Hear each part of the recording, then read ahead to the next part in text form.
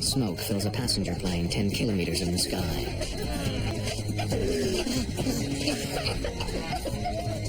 We're on Mayday. Going now. Electrical systems fail as the smoke gets worse. We're going to need an emergency landing. Put your head on the rock. We're going to need 5 trucks. They're standing by for you. What seemed like a small problem at first has become a life or death struggle for everyone on board Air Canada 797.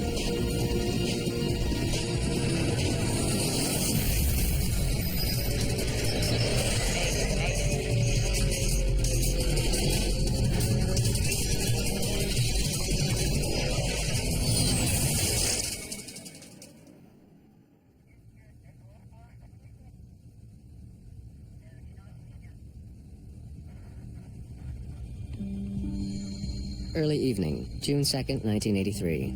Supper time aboard Air Canada Flight 797. Captain Donald Cameron has been working for Air Canada for 17 years and has flown almost 5,000 hours on a DC-9. But it doesn't mean he gets to eat first. How's your seafood? Nice? Before he can dig in, his first officer, Claude Ouimet, will have to finish. Good.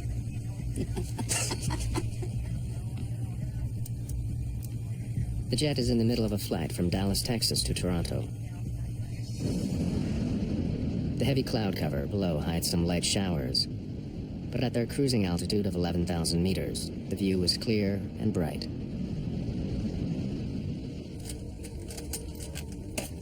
The DC-9 is only half full today, with 41 passengers scattered throughout the plane.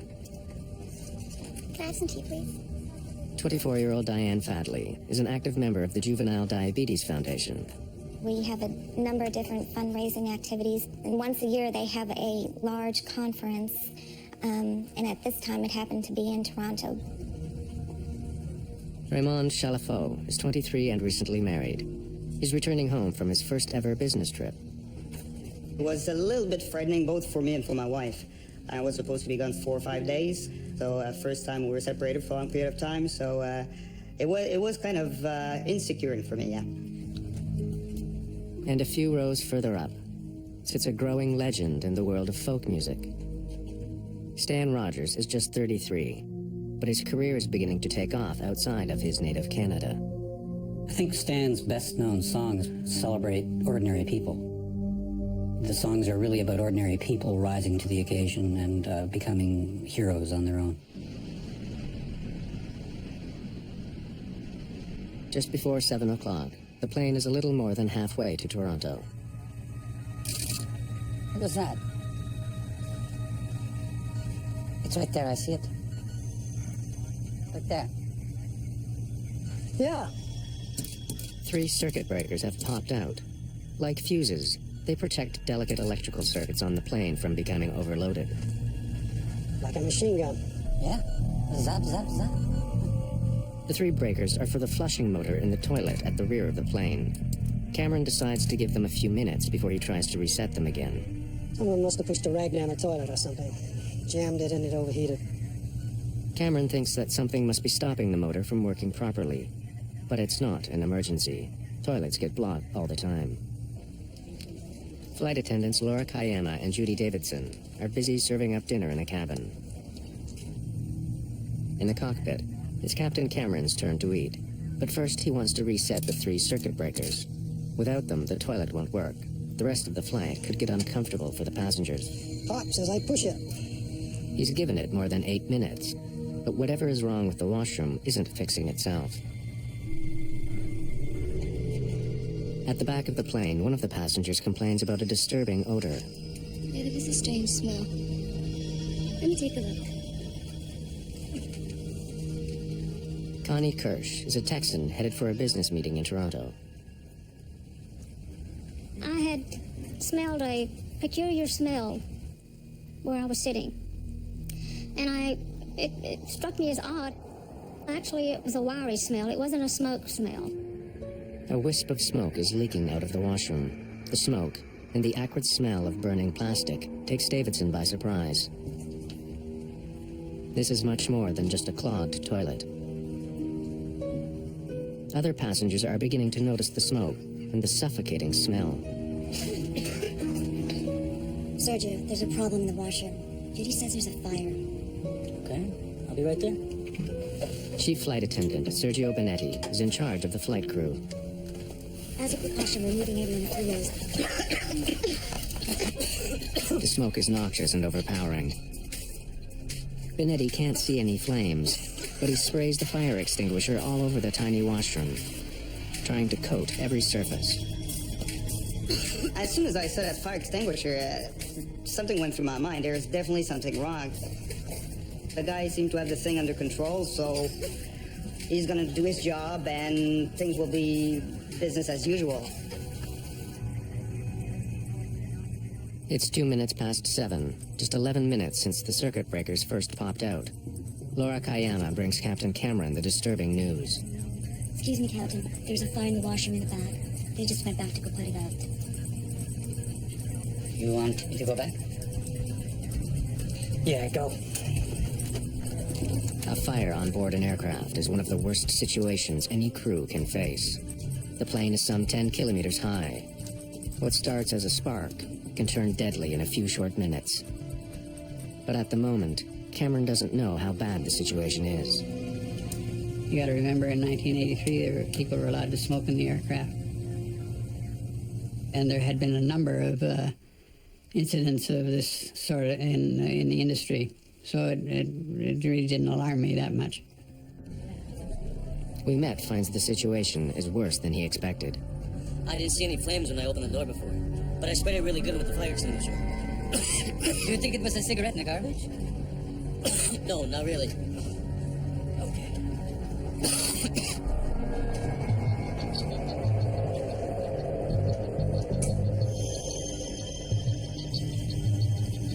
Can't get back there. The smoke's too heavy. I think we'd better go down. But flight attendant Sergio Benetti has a very different assessment of the situation. You don't have to worry.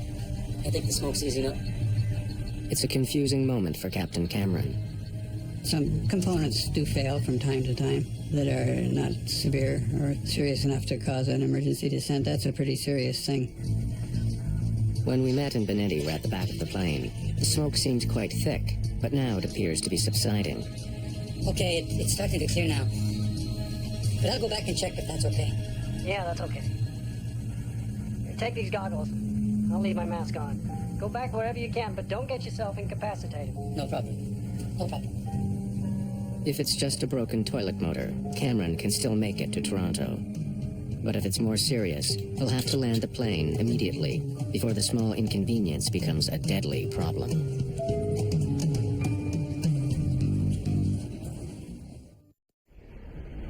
June 2nd, 1983. Air Canada Flight 797 cruises through the early evening. But the trip has taken an unsettling turn. Wisps of smoke are gathering at the back of the DC-9. An acrid smell is spreading through the cabin. The crew was growing concerned. They've already moved passengers toward the front of the jet, as far as possible from the creeping smoke.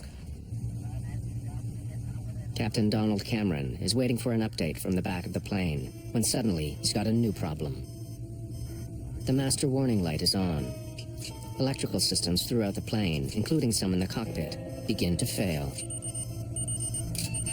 The airplane basically lost all its sophisticated navigation and attitude information. So I was left very suddenly with, I think, 3 engine instruments per engine and 4 flight instruments, which were very primitive. They were what you might have flown a World War II bomber with.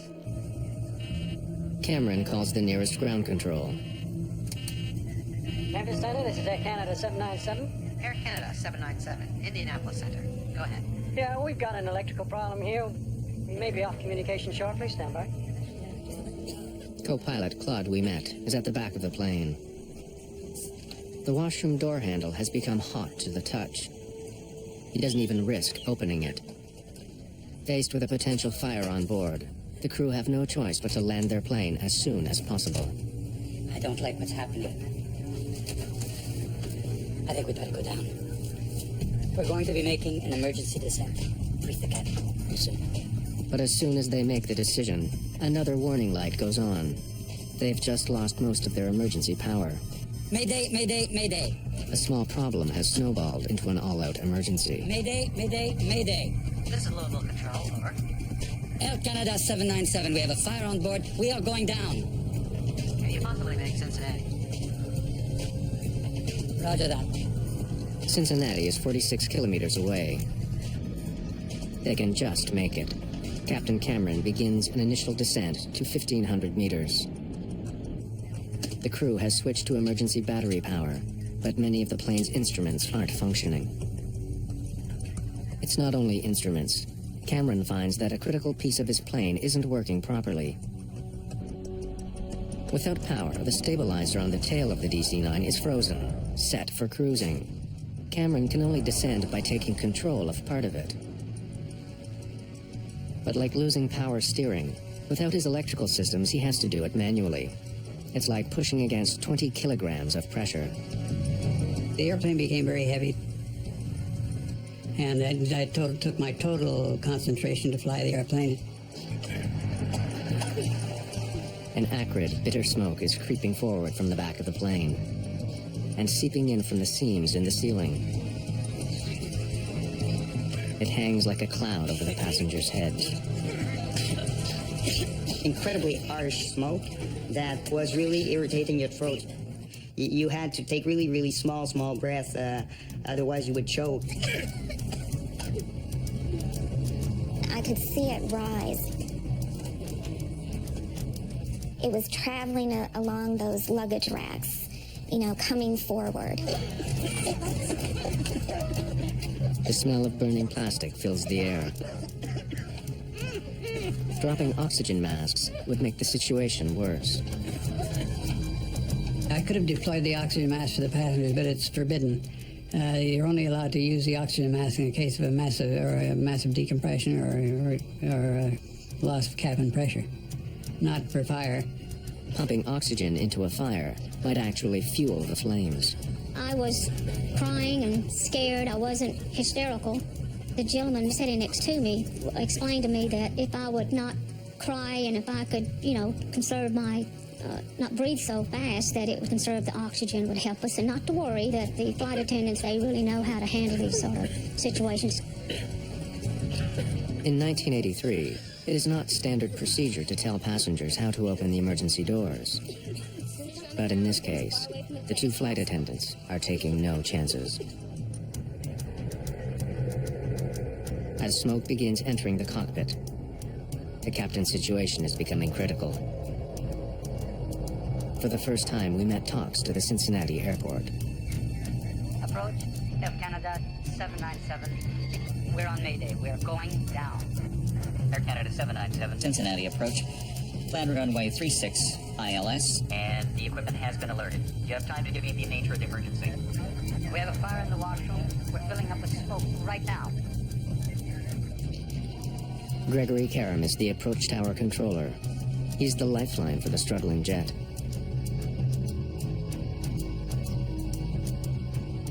Finally, almost 13 minutes after 7, Karam catches sight of Flight 797 on his radar. Air Canada 797, you are now fully identified. This will be a no-gyro radar approach for runway 27 left. Descend now to 3,500 feet. Your position is now 12 miles southeast of the airport. With their electrical equipment failing, the crew needs to be guided in from the ground. Struggling to see through the dense smoke, they could easily veer off course. Karam will talk them down, watching them every step of the way. In the cabin, the smoke and heat are becoming unbearable. My thought was, well, we're gonna crash.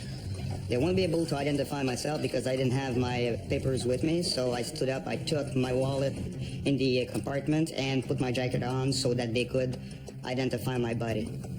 I knew at that point, that's when I decided, I felt that I was not going to make it. Stan certainly had a sense of his own mortality, and he hated to fly. But the demand for Stan was growing, so he was flying more often. And he certainly had a sense that with so much traveling, his risk is elevated. Through the growing smoke, the crew finally spot the airport. Okay, we have the airport. The tower has you in sight. You're cleared to land. It is less than half an hour since the crew first heard the circuit breakers pop. A minor annoyance has turned into a full-scale disaster. And an already unbearable situation is just about to get much worse.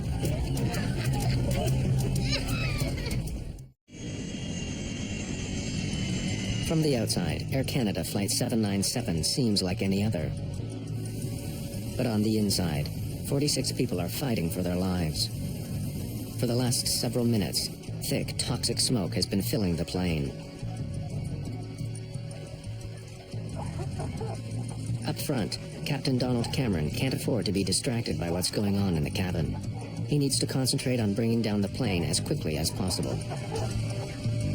You need not acknowledge further transmission from the Air Canada 797. You are cleared to land. You are 4 miles from the airport. Good luck. In a thick haze of smoke and soot, flight attendants Laura Kayama and Judy Davidson feel their way along the aisle, trying to reassure the passengers. But they can't get past the 12th row. The smoke and the heat are overwhelming. I was praying the whole time. Dear God, please help us land this plane. Please get this plane safely on the ground. I've been married for less than a year, and it's already over. So I started breathing as little as I could and start thinking seriously at my wife. Fighting the reluctant controls, Captain Cameron's strength is being pushed to the limit.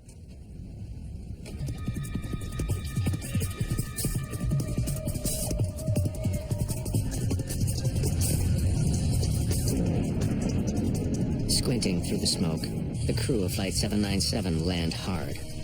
At 20 minutes after 7, the Air Canada plane is on the ground. It's less than 40 minutes since the first sign of any trouble on board the jet. When we touch the ground, I assume that we're safe now. Now let's get out of this airplane. But the smoke isn't letting up. Passengers are trying desperately to escape. I got up out of my seat, and I remember putting my hands up on someone's back, and it was like waiting in a line. And I knew that was one line I didn't want to wait very long. So I turned around and went the other direction, not knowing I was actually heading towards the front of the plane.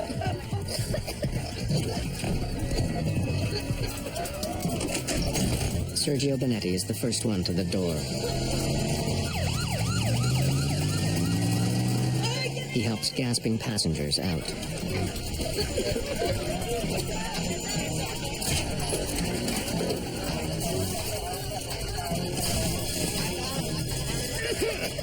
The cabin is pitch black and burning hot.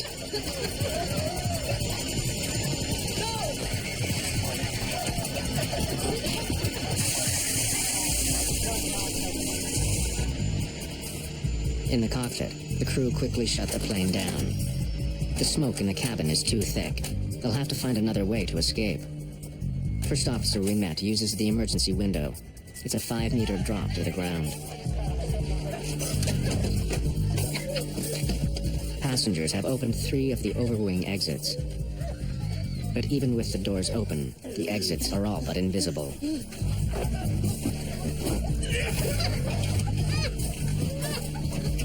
I saw a light, and it was the door that had opened. Someone had opened the door. And I realized what it was. I ran to the door and held my help. I just put my face out so I could breathe. Passengers who have found the exits slide off the wing and stumble to safety. On the ground, Laura Kayama and Judy Davidson frantically move passengers away from the deadly plane. Fire trucks surround the jet. They douse the plane's exterior and the ground beneath with foam, fearing a fuel fire, or worse, an explosion. Through the cockpit window, we can see Captain Cameron sitting in his seat looking dazed and slumped towards the wheel. First thing that got my attention was to see Don's face in the window and realize that he was not completely conscious.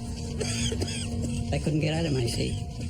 I'd start and I'd get my arse up in the air or like that, and I'd be pushed back by I have no idea. It was an invisible force, but it was probably smoke and fire. Desperately trying to save the captain's life, We met tells firefighters to cover him with foam. It was this soapy, ice-cold mixture that drenched me. It works. Cameron stirs. Barely conscious, he climbs out through the cockpit window.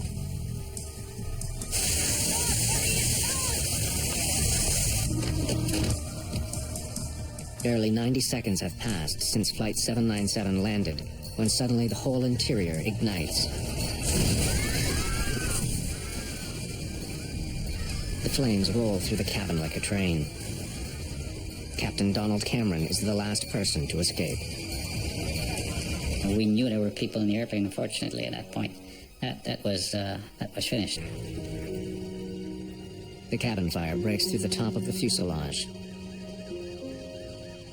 Black smoke can be seen for kilometers. Flight attendant Laura Kayama begins to count. I will remember these words forever. She told us to line up so that she could count the survivors. If there were survivors, obviously they were dead. Including the crew, there were 46 people aboard the plane. But there aren't 46 people on the runway.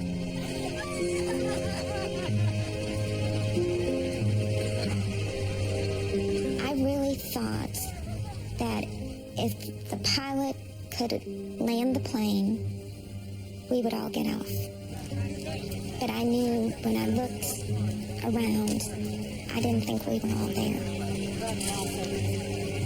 The passengers who escaped the plane have suffered from smoke inhalation and minor injuries, but most are not badly hurt. It was almost like if you got off the plane, nothing was wrong. I mean, there was maybe a sprained ankle, maybe someone had a broken arm or something. You made it and you were completely fine, or you didn't make it. The young man next to me that helped me with my breathing techniques didn't survive. That was a real tough blow, because I know, for one, he played a big part in my survival. I guess it was around midnight. I decided to call Air Canada. I said, I'm trying to find out if a friend of mine was on this flight in Cincinnati. And she said, are you a member of the family? I said, no, I'm just a close friend. And she said, do you know if his wife is alone? And I said, well, yes. And she said, well, she may need somebody with her.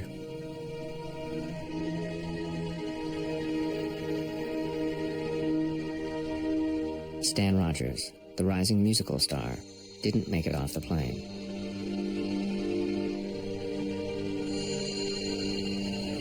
Cincinnati ground.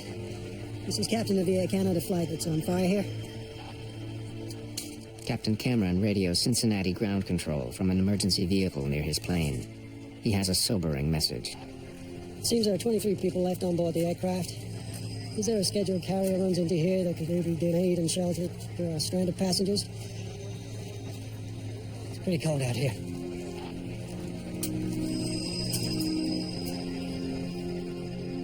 What began with a simple electrical problem has taken the lives of 23 people. What caused the deadly fire? What went so horribly wrong? The investigation will uncover the plane's troubling history. This DC-9 had another serious accident just a few years before. In June of 1983, what started with a strange smell at the back of an Air Canada DC-9 quickly turned into an all-out emergency. For 15 minutes, passengers and crew struggled to deal with thick, toxic smoke as it rolled through the plane.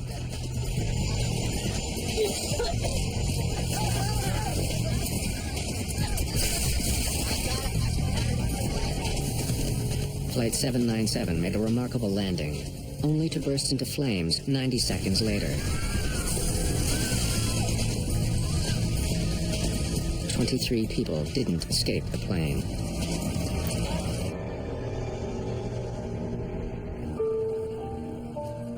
Now the burnt shell of the DC-9 sits on the runway at the Greater Cincinnati Airport. It is one of the most disturbing airplane disasters in years. Within the hour, investigators from the National Transportation Safety Board are on the scene. The first grim task of the investigators is to recover the bodies of the dead. 21 Canadians and 2 Americans. Many are burned beyond recognition.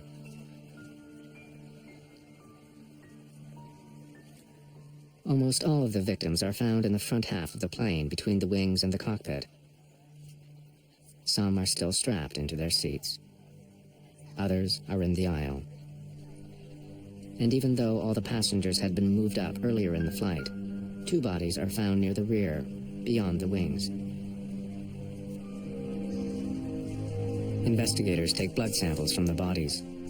They find deadly levels of certain chemicals that were produced as the plane burned. When we did toxicological studies, we were able to determine that there were some significant high levels of cyanide and fluoride in the blood, as well as carbon monoxide. It's not known if the fumes killed the passengers. All that's certain is that they were unable to escape before the flames tore through.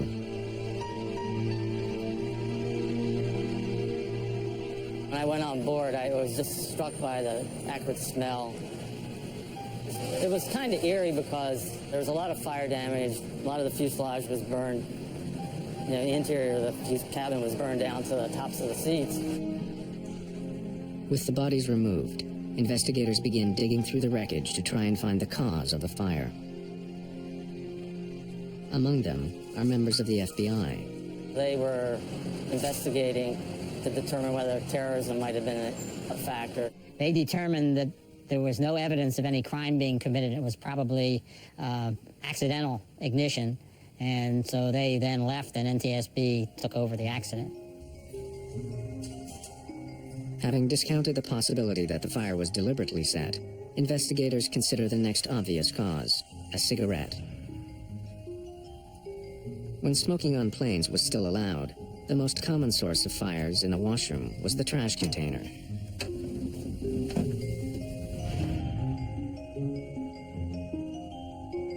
Investigators examine the trash container and find that the top is burned away, but the trash chute and the container behind and below the sink is intact. Inside the container are remnants of paper, scorched but not burned. The fire couldn't have started here. With the most obvious potential causes discounted, investigators begin to comb through the wreckage, looking for what had started the fire. Studying the history of the plane, Hill uncovers some startling facts.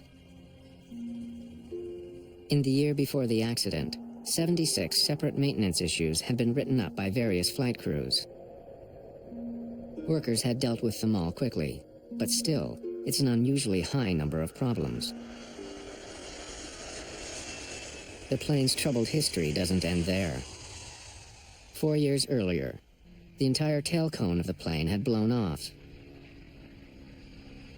The crew had to make an emergency landing.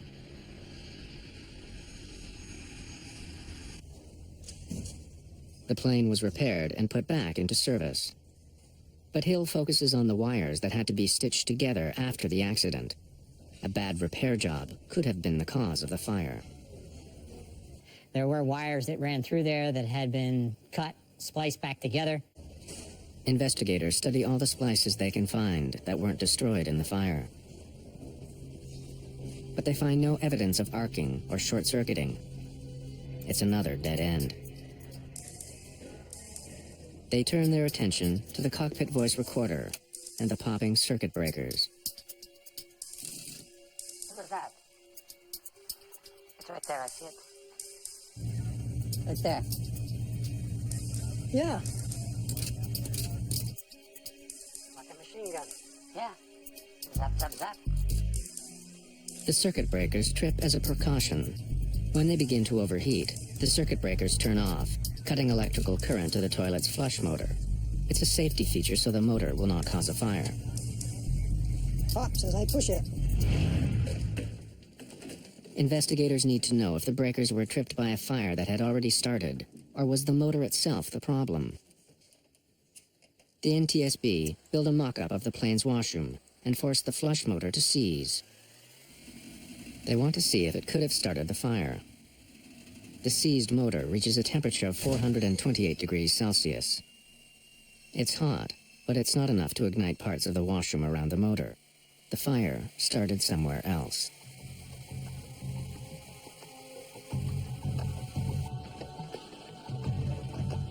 In spite of countless hours of investigation and numerous tests, in the end, the NTSB cannot pinpoint the exact cause of the fire. There was simply not enough evidence. Even if they'll never know the exact cause of the fire, investigators try to understand how it could cause so much damage. There had been heat and smoke, but no one had seen any flames until an explosion ripped through the jet. When you have a fire that has incomplete combustion, when it has a lack of oxygen, they will produce combustible gases. Those gases then can collect, especially in the crown of an aircraft. The fire had burned out of sight behind the washroom walls, and the smoke, hot gases and fumes intensified and spread inside the wall space from the washroom through to the cabin walls. Those spaces acted as a sort of chimney for the gases and smoke that the fire was creating. Although the fire remained concealed behind the walls and ceiling panels, the smoke and hot gases entered the cabin through every seam, gathering in the upper space in the cabin and pressing down on the passengers.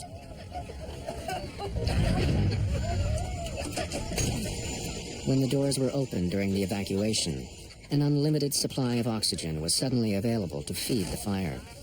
The more intense the heat, the more oxygen-hungry a fire becomes. The gases ignited with the force of an explosion. Once you have a flashover, you produce heat, toxic gases, and you burn up all the oxygen in the cabin, and it becomes non-survivable. The technical part of the investigation wraps up. But there are still a lot of questions about how the crew responded to the fire. The first officer says it's starting to clear now, and at that point I reckoned that the fire was under control. Could they have done more to prevent the tragedy on board Flight 797?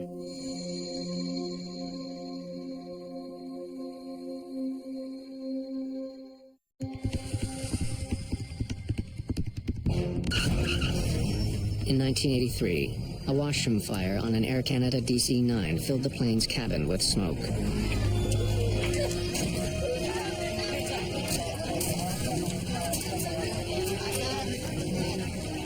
The crew struggled to land the plane, but a flash fire ripped through the jet moments after it touched down. 23 people were killed. There was a fireman hollering at us. I think the quote was, "She could blow at any minute." NTSB investigators are unable to pinpoint the cause of the fire. But after reviewing all the information they have, they're ready to release their report. It is published a year after the accident. It's a landmark in aircraft safety, but it immediately makes for controversial headlines. The NTSB points out that the source of the smoke was never identified either by the flight attendants or the first officer.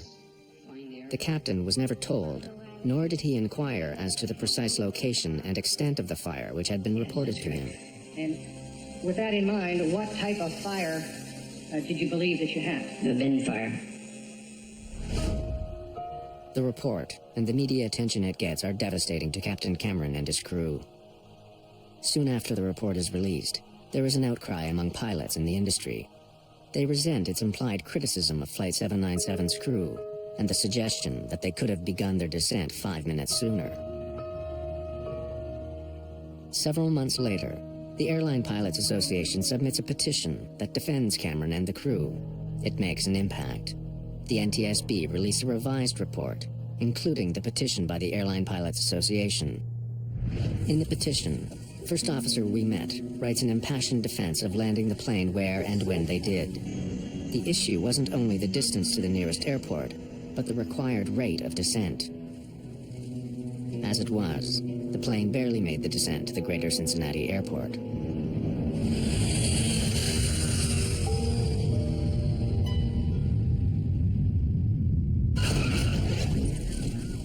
Still, the National Transportation Safety Board's revised summary doesn't pull all its punches, pointing a finger at Captain Cameron. The report reads that the time taken to evaluate the nature of the fire and to decide to initiate an emergency descent contributed to the severity of the accident. 20 years later, the statement still stings. I am glad they were all, the people that got off. I'm very sorry the people that didn't get off, because we spent a lot of time and effort getting them there. That really bothered me. All I know is that I did the best I could.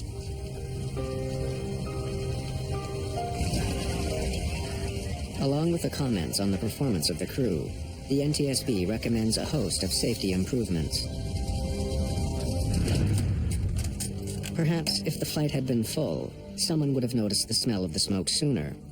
But what the washroom of Flight 797 could have used was a smoke detector.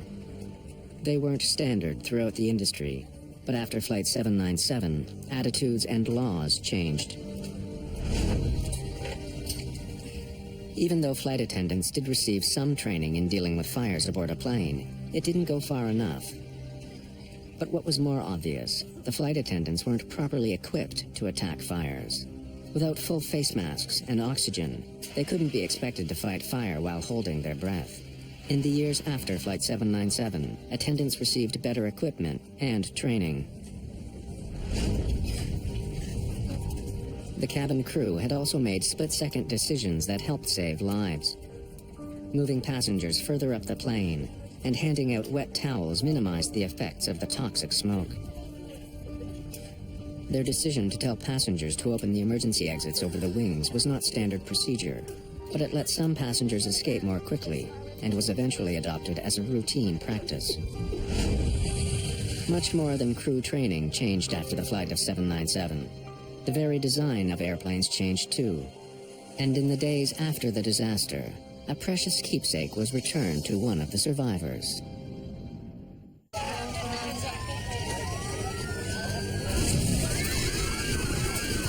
In 1983, a hidden fire on board Air Canada Flight 797 filled the plane with smoke. 23 people died after the plane managed to land.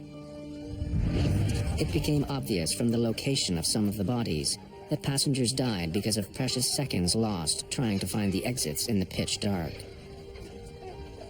What would have made the difference? Track lighting on the floors and along the overhead bins, bumps that identified the rows with emergency exits, features that would eventually become standard.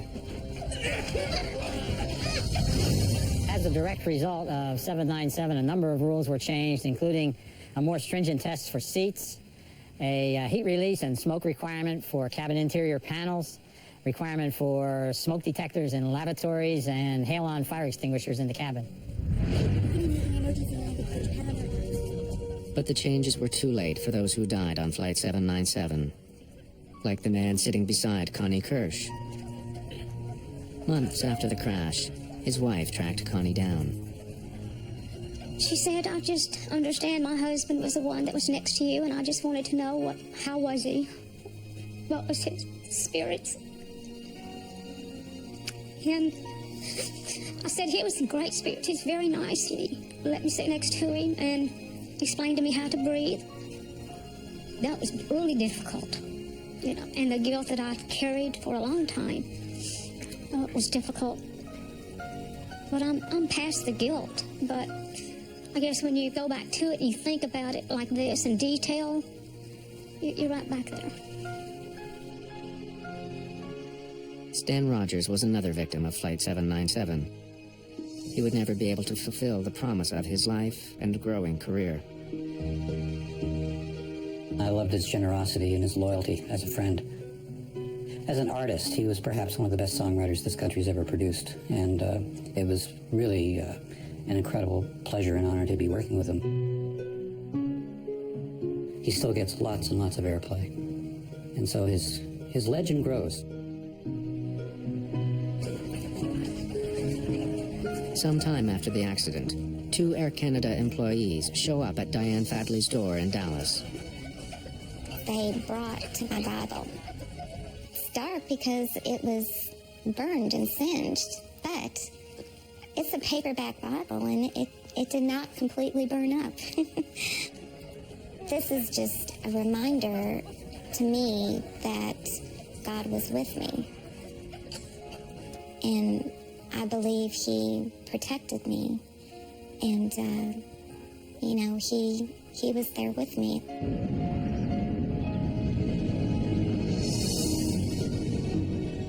Captain Cameron and his crew eventually received 6 separate awards for their heroic actions on Flight 797, including recognition from the Royal Canadian Air Force. But they're still haunted by the nightmare. You feel responsible. There's no question. You feel guilt. You're willing to give your license. You feel very small until you get all the facts together, and because it's a puzzle for you, you know, you're as much as a victim in this. You're not supposed to fly an airplane in that condition, you know, so you're as much as a victim as the passenger, and I think it becomes all of our problem, and we're all part of the solution. It's just a shame we didn't get everybody out. It still bothers me.